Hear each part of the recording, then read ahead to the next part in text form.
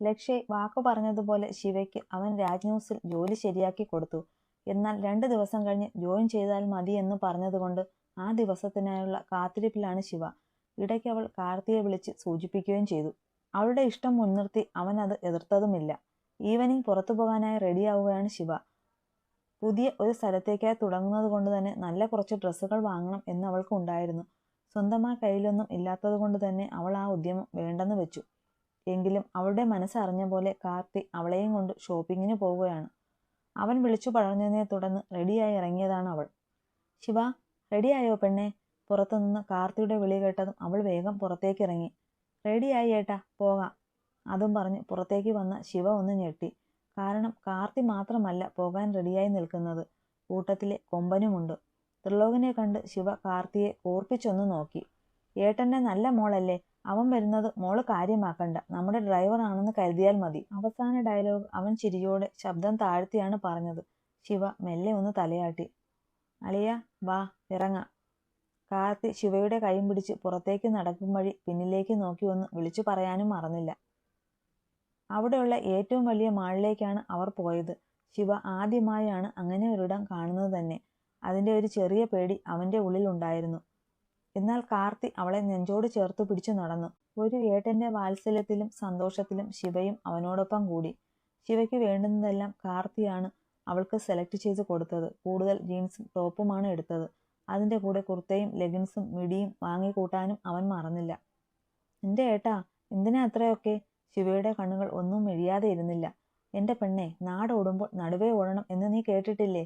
ഈ പഴഞ്ചൻ ധാവണിയൊക്കെ എടുത്തു മാറ്റി മോഡൽ ഡ്രസ്സൊക്കെ യൂസ് ചെയ്യണം എന്ന് മുന്നേ ഞാൻ നിന്നോട് പറഞ്ഞതാ. എന്തായാലും ജോലിക്കെങ്കിലും പോകുമ്പോൾ നീ ഇതൊക്കെ ഇട്ടാൽ മതി. പക്ഷേ ഏട്ടാ, ഞാൻ ഇതൊന്നും ഇട്ട് ശീലിച്ചിട്ടില്ല. ഇങ്ങനെയൊക്കെ തന്നെയാ എൻ്റെ കുഞ്ഞെ ശീലിക്കുന്നത്. നീ വാ, നമുക്ക് ബിൽ ചെയ്യാം. കാർത്തി അവളുടെ കൈയും പിടിച്ച് ബില്ലിംഗ് സെക്ഷനിലേക്ക് പോകുമ്പോൾ സ്റ്റാഫ് അവർ എടുത്ത ഡ്രസ്സെല്ലാം പാക്ക് ചെയ്ത് അവിടെ എത്തിച്ചിരുന്നു. ഇനി നമുക്ക് എന്തെങ്കിലും കഴിക്കാം, വാ. പക്ഷേ ഏട്ടാ, പൈസ കൊടുത്തില്ലല്ലോ. ശിവ തിരിഞ്ഞ് ബില്ലിംഗ് സെക്ഷനിലേക്ക് നോക്കുമ്പോഴാണ് അവളത് കാണുന്നത്. പാക്ക് ചെയ്ത ഡ്രസ്സെല്ലാം വാങ്ങി ക്യാഷ് കൊടുക്കുന്ന ത്രിലോകിനെ. ശിവ തിരിഞ്ഞ് കാർത്തിയെ ദേഷ്യത്തിലൊന്ന് നോക്കി. നീ നോക്കി പേടിപ്പിക്കേണ്ട. നിന്റെ കെട്ടിയോനാ പറഞ്ഞത് എൻ്റെ പെണ്ണിന് ആവശ്യമുള്ളത് എല്ലാം ഞാൻ വാങ്ങിക്കൊടുത്തോളാം, നിന്റെ ആവശ്യമില്ലാന്ന്. കാർത്തി അവളെ ഇടം കണ്ണിട്ട് നോക്കി പറയുമ്പോൾ ശിവയുടെ മുഖം പെട്ടെന്നൊരു പുഞ്ചിരി വിരിഞ്ഞുവെങ്കിലും വേഗത്തിൽ അവൾ അത് മറച്ചു പിടിച്ചു. കാർത്തി ശിവയും കൊണ്ട് ഒഴിഞ്ഞ ഒരു ടേബിളിലായിരുന്നു. അത്യാവശ്യം തിരക്കുണ്ടായിരുന്നു ഫുഡ് കോർട്ടിൽ. ത്രിലോകാണ് ഫുഡ് വാങ്ങാൻ പോയത്. അല്ല ഏട്ടാ, നവീനേട്ടൻ എന്താ വരാഞ്ഞേ? ശിവ കാർത്തിയുടെ കയ്യിൽ ചുരണ്ടി സംശയത്തോടെ ചോദിച്ചു. അവനല്പം തിരക്കില്ല പെണ്ണെ, ഞാൻ വിളിച്ചതാ, അപ്പം നമ്മളോട് പോയിട്ട് വരാൻ പറഞ്ഞു. ആണോ? അല്ല ഏട്ടാ, ഈ നവീനേട്ടന് പ്രണയമുണ്ടോ? അവളുടെ ആ ചോദ്യം കേട്ട് കാർത്തി ഞെട്ടലോടെ അവളെ മുഖമുയർത്തി നോക്കി. നീ എന്താ അങ്ങനെ ചോദിച്ചത്? അല്ല, നവീനേട്ടൻ കാണാൻ സൂപ്പർ അല്ലേ, അപ്പോൾ പെൺപിള്ളേരൊക്കെ പിറകെ നടക്കാൻ ചാൻസ് ഉണ്ടല്ലോ. ശിവ അതും പറഞ്ഞ് അടക്കി പിടിച്ചിരിക്കുമ്പോൾ കാർത്തി അവളെ കൂർപ്പിച്ചു നോക്കി. നീ എൻ്റെ ചെക്കന് ലൈനൊന്നും ഉണ്ടാക്കാൻ നിൽക്കേണ്ട, അവൻ എൻ്റെയാ. കാർത്തി മുഖം വീർപ്പിച്ചുകൊണ്ട് അത് പറയുമ്പോൾ ശിവ കാര്യം മനസ്സിലാകാത്തതുപോലെ അവനെ നോക്കി. ശിവ, ഏട്ടൻ പറയുന്നത് മോൾ കേൾക്ക്, ഞാനും അവനും ഗേ ആണ്. കാർത്തി അവളുടെ കരം കവർന്നുകൊണ്ട് മെല്ലെ പറയുമ്പോൾ ശിവ അവനെ തന്നെ നോക്കിയിരുന്നു. എന്ന് വെച്ചാൽ എന്താ എന്ന അർത്ഥത്തിൽ. കാർത്തി അവൾക്ക് കാര്യങ്ങൾ മനസ്സിലാവുന്ന രീതിയിൽ വളരെ ചുരുക്കി പറഞ്ഞു കൊടുക്കുമ്പോൾ അവൾ തങ്ങളെ അംഗീകരിക്കുമോ എന്നൊരു ഭയം കൂടെ ഉണ്ടായിരുന്നു കാർത്തിയിൽ. പക്ഷേ എല്ലാം കേട്ട് അവളൊന്ന് പുഞ്ചിരിക്കുകയാണ് ചെയ്തത്. അപ്പോൾ വെറുതെ അല്ലല്ലോ നവീനേട്ടൻ എപ്പോഴും കാർത്തിയേട്ടനെ ചുറ്റുവരിഞ്ഞ് നടക്കണേ, നിങ്ങൾ തമ്മിൽ ലവ്വാ അല്ലേ? ശിവ കള്ളച്ചിരിയോടെ അതിൽ ഉപരി നാണത്തോടെ ചോദിക്കുമ്പോൾ അവളിലെ ആ ഭാവം കണ്ട് കാർത്തി അറിയാതെ ചിരിച്ചുപോയി. അതോടൊപ്പം അവളുടെ തലയിൽ ഇട്ടൊന്നു കൊട്ടി. അപ്പോഴേക്കും ത്രിലോക് ഓർഡർ ചെയ്ത ഫുഡും കൊണ്ട് അവർക്കടുത്തേക്ക് വന്നിരുന്നു. അത്രയും നേരം ചിരിയോടെ ഇരുന്ന ശിവ പെട്ടെന്ന് ഗൗരവത്തോടെ സൈലന്റ് ആവുന്നത് കണ്ട് കാർത്തിക്ക് ചിരിക്കാതെ ഇരിക്കാൻ കഴിഞ്ഞില്ല. ശിവ അവന്റെ കയ്യിൽ മെല്ലെ നുള്ളിക്കൊണ്ട് മുഖം കൂട്ടി. കാർത്തി തന്നെയാണ് ശിവയ്ക്ക് ഫുഡ് സെർവ് ചെയ്ത് കൊടുത്തത്. ഫ്രൈഡ് റൈസും ചിക്കൻ ലോലിപോപ്പും മഷ്റൂം മസാലയുമായിരുന്നു ത്രിലോക് വാങ്ങിയത്. അതെല്ലാം ശിവ വളരെ ആസ്വദിച്ച് തന്നെ കഴിച്ചു. ആദ്യമായി അറിയുന്ന പുതുരുചി അവളെ അത്രയും രസിപ്പിച്ചിരുന്നു. ഇടയ്ക്കെപ്പോഴോ കാർത്തിയുടെ ഫോൺ റിങ് ചെയ്തതും ശിവയെ നോക്കി 1 മിനിറ്റ് എന്ന് കൈ കാണിച്ചുകൊണ്ട് അവൻ എഴുന്നേറ്റ് മാറി നിൽക്കുമ്പോൾ ശിവ ഓപ്പോസിറ്റ് ഇരിക്കുന്ന ത്രിലോകിനെ ഒന്ന് ഇടം കണ്ടിട്ട് നോക്കി. അവന്റെ ശ്രദ്ധ ഫുൾ ഇടത് കൈയിലെ മൊബൈലാണ്. അതോടൊപ്പം ഫുഡും കഴിക്കുന്നുണ്ട്. അവനെ തന്നെ നോക്കിയിരുന്ന് കഴിച്ചു കൊണ്ടിരുന്ന ശിവ പെട്ടെന്നൊന്ന് സൈലന്റായി. കണ്ണുകൾ നീറി നിറഞ്ഞു വരുമ്പോൾ ചുണ്ടും നാവും എരിവ് കൊണ്ട് നീറിപ്പോഞ്ഞു. അവളിൽ നിന്നൊരു എരിവിന്റെ ശബ്ദം പുറത്തേക്ക് വരുമ്പോൾ ശിവ വെള്ളത്തിനായി ചുറ്റും കണ്ണുകൾ പായിച്ചു. പെട്ടെന്നാണ് അവൾക്കടുത്തേക്ക് ഒരു കൈ നീണ്ടു വന്നതും. ശിവ ഞെട്ടലോടെ മുഖമുയർത്തി നോക്കി. ടേബിളിലിരുന്ന മാംഗോ ഷേക്ക് അവൾക്ക് നേരെ നീട്ടിപ്പിടിച്ചിട്ടുണ്ട് ത്രിലോക്. പക്ഷേ മുഖം അപ്പോഴും ഫോണിലാണ്. ചുണ്ടുകൾ കൂർപ്പിച്ചുകൊണ്ട് തട്ടിപ്പറിക്കും പോലെ അവൾ അത് വാങ്ങി ശിവ ഒറ്റ വലിക്ക് കുടിച്ചു തീർത്തു. ത്രിലോകിന്റെ മുഖത്ത് ഒരു കുഞ്ഞു പുഞ്ചിരി മിന്നിമായുന്നതായി തോന്നി അവൾക്ക്. അതുകൊണ്ട് തന്നെ പിന്നെ അവനെ നോക്കാൻ കൂട്ടാക്കിയില്ല. കാർത്തി മടങ്ങി വന്നതും ഫുഡും കഴിച്ച് അവർ തിരികെ മടങ്ങി. തിരിച്ച് ഫ്ലാറ്റിലെത്തുന്നതുവരെ ശിവ ആകെ കുറുമ്പായിരുന്നു. അതും കാർത്തിയോട് മാത്രം. അവനും അത് അത്രമേൽ ആസ്വദിക്കുന്നുണ്ടായിരുന്നു. കാർത്തി തിരികെ തന്റെ ഫ്ലാറ്റിലെത്തുമ്പോൾ നവീൻ സോഫയിൽ ഇരിപ്പുണ്ടായിരുന്നു. മുഖവും കയറ്റിപ്പിടിച്ചുള്ള ഇരിപ്പ് കണ്ട് കാർത്തി കാര്യം മനസ്സിലാകാതെ അവന്റെ അടുത്തേക്ക് പോയിരുന്നു. എന്താ ചെക്ക, നിന്റെ മുഖമൊക്കെ വീർത്തിരിക്കുന്നേ? ഇപ്പൊ പൊട്ടുമല്ലോ ഇത്. കാർത്തി അവന്റെ കവളിലിട്ട് ഒന്ന് കുത്തിക്കൊണ്ട് ചോദിക്കുമ്പോൾ നവീൻ അവന്റെ കൈ തട്ടിമാറ്റി. പെട്ടെന്നുള്ള അവന്റെ ആ ഭാവത്തിൽ കാർത്തി ഒരു ഞെട്ടലോടെ അവനെ നോക്കുമ്പോൾ നവീൻ തന്റെ ഫോൺ എടുത്ത് അവന് നേരെ നീട്ടി. ഒരു സംശയത്തോടെ അത് വാങ്ങി നോക്കിയ കാർത്തിയിൽ ഒരു ഞെട്ടലുളവായി. 1-2 പിക്കായിരുന്നു അതിൽ. ഇന്ന് മാളിൽ വെച്ച് താൻ ശിവയെയും ചേർത്ത് പിടിച്ച് നടക്കുന്നതും കുറുമ്പ് കാട്ടുമ്പോൾ അവളുടെ തലയിലിട്ട് കൊട്ടുന്നതുമായ ഫോട്ടോ. ലാസ്റ്റ് പിക്ക് അവളുടെ കൈകൾ പിടിച്ചിരിക്കുന്നതാണ്. മുഖാമുഖം നോക്കിയിരിക്കുന്നത് കൊണ്ട് തന്നെ ഭാവം വ്യക്തമല്ല. സംശയമാണോ നവീൻ നിനക്ക്? ഗൗരവത്തോടെ ചോദിക്കുമ്പോൾ കാർത്തിയുടെ ഭാവവും മാറിയിരുന്നു. ഇന്ന് വരെ കണ്ടിട്ടില്ലാത്ത അത്രയും ഗൗരവമായ ഭാവം. എന്നാൽ ഇത്തവണ നവീൽ ആയിരുന്നു ഞെട്ടൽ. നിമിഷ നേരം കൊണ്ട് അവൻ ചാടി എഴുന്നേറ്റ് കാർത്തിയുടെ കഴുത്തിൽ കുത്തിപ്പിടിച്ചു. നീ എന്റേതാ, എന്റേത് മാത്രം. ആർക്കും കൊടുക്കില്ല ഞാൻ. എന്നിൽ നിന്ന് നീ അകലാൻ ശ്രമിച്ചാൽ പിന്നെ ഈ നവി ഉണ്ടാവില്ല. അത്രമേൽ ദേഷ്യത്തിലാണ് അവൻ അത് പറഞ്ഞു തുടങ്ങിയതെങ്കിലും അവസാനം വാക്കുകൾ ഇടറിപ്പോയി. കണ്ണുകൾ നിറഞ്ഞു വന്നു. അത് അവനിൽ നിന്ന് മറയ്ക്കാൻ എന്നോണം നവി വേഗം കാർത്തിയിൽ നിന്ന് അകന്നു മാറാൻ ശ്രമിച്ചതും കാർത്തി അവന്റെ അരയിലൂടെ കൈയിട്ട് ഒന്ന് മറഞ്ഞു വന്ന് അവനെ ചുവരിലേക്ക് ചേർത്തുകൊണ്ട് നവീന്റെ ഇടം കഴുത്തിൽ മുഖമമർത്തി പല്ലുകൾ ആഴ്ത്തി. വേദനയിലും മറ്റെന്തോ വികാരത്തിലും മുരണ്ടുപോയി നവീൻ. നീ എന്റേതാണെന്ന് നിന്നെക്കാൾ ബോധം ഉണ്ട് എനിക്ക്. അതുപോലെ ഞാൻ എന്താണെന്നും നമ്മുടെ ലൈഫിലേക്ക് സംശയം കടന്നു വന്നാൽ പിന്നെ പലതും അവസാനിക്കും നവീൻ. സംശയമല്ല കാർത്തി, എനിക്ക് ഇഷ്ടമല്ല ഇതൊന്നും. നീ എന്നെ മാത്രം ചേർത്ത് പിടിച്ചാൽ മതി. നിന്റെ കൈകൾ എന്നെ പുണർന്നാൽ മതി. നിന്റെ ചിരി, അത് എനിക്ക് മാത്രം വേണം. കുശുമ്പ് കലർന്ന ആ വാക്കുകൾക്ക് പുറമെ വാശി കൂടെയായിരുന്നു അവനിൽ.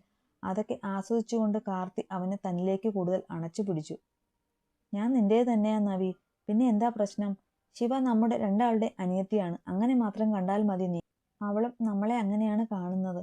ഇന്ന് എന്നോട് ചോദിച്ചു നീ എന്താ വരാത്തതെന്ന്. എന്നെപ്പോലെ തന്നെ നിന്നെയും ഇഷ്ടപ്പെടുന്നുണ്ട് അവൾ. കാർത്തി അവന്റെ മുടിയിഴകൾ കൈ കടത്തി വലിച്ചുകൊണ്ട് പറഞ്ഞു.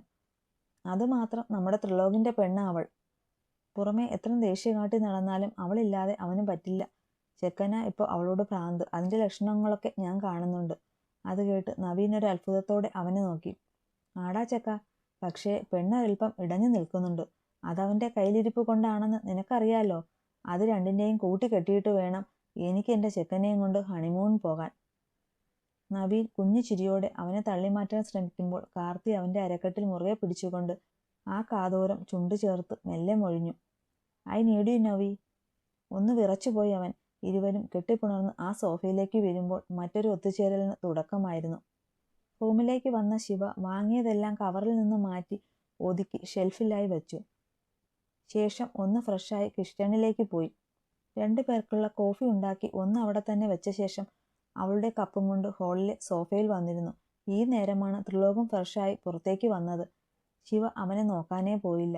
തന്നെ മറികടന്ന് അവൻ പോകും എന്ന് കരുതിയ അവളെ ഞെട്ടിച്ചുകൊണ്ട് ത്രിലോക് അവൾക്ക് തൊട്ടടുത്തായി ഇരുന്നു.